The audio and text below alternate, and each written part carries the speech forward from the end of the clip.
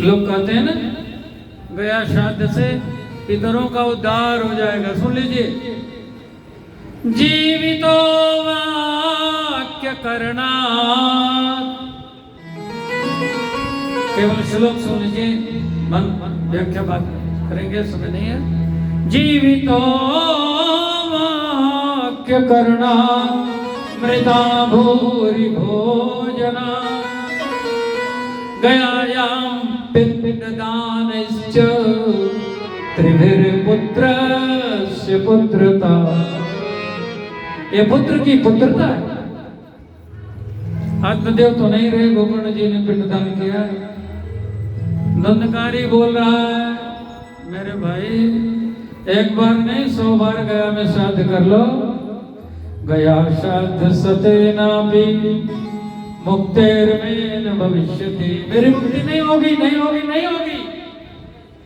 तब कोई और उपाय होगा। आप सोचिए उपाय। गोकर्ण जी चिंतित हुए, सूर्य नारायण प्रकट हो गए, प्रत्यक्ष प्रकट हो गए सूर्य नारायण। जब कोई महात्मा चिंतित होता है हिल जाती है सृष्टि। इसलिए किसी सज्जन को कभी दुख नहीं देना चाहिए। प्रकट हो गए सूर्य नारायण। सूर्य नारायण ने उपाय बताया, सप्ताहवाचनम को। गोकर्ण जी ने स्वयं भागवत किए। देवदूत प्रकट हुए। गोकर्ण कृष्ण बन करके प्रकट हो गया। भगवान कृष्ण समझ करके सब लोग प्रणाम करने लगे तो धुंधकारी ने कहा, मैं वही धुंधकारी हूँ जिसका नाम सुन करके लोग घरों के दरवाजे बंद कर दिया करते थे। मैं वही धुंधकारी हूँ जिसका नाम सुन करके लोग कांप उठते थे। मैं एक आतंकवादी बन गया था, आज मैं कृष्ण बन गया हूँ तो मुझे प्रणाम कर रहे हो। ये भागवत की महिमा है। बोलिए भागवत भगवान की। पापी धुंधकारी का उद्धार हुआ। गोकर्ण जी ने कहा, कथा हमने कही, कथा सबने सुनी, उद्धार केवल इस पापी का हुआ, उद्धार इस प्रेत का हुआ, हम लोगों का उद्धार क्यों नहीं हुआ? तो कहा आप लोग चालाक थे ना, कथा भी सुनते रहे, इधर उधर भी देखते रहे, इसलिए उद्धार नहीं हुआ।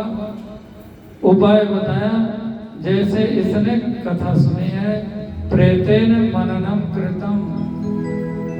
आत्मा वारे वेद भगवान कर रहे, आत्मा वारे श्रोतव्यो मंतव्यो निधिध्यासितव्यो।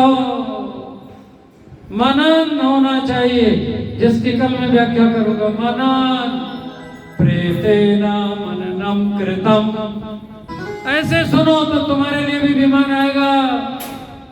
धुंधकारी विमान में बैठ करके भगवान के धाम गया। पुनः भागवत की कथा हुई श्रावण मास में।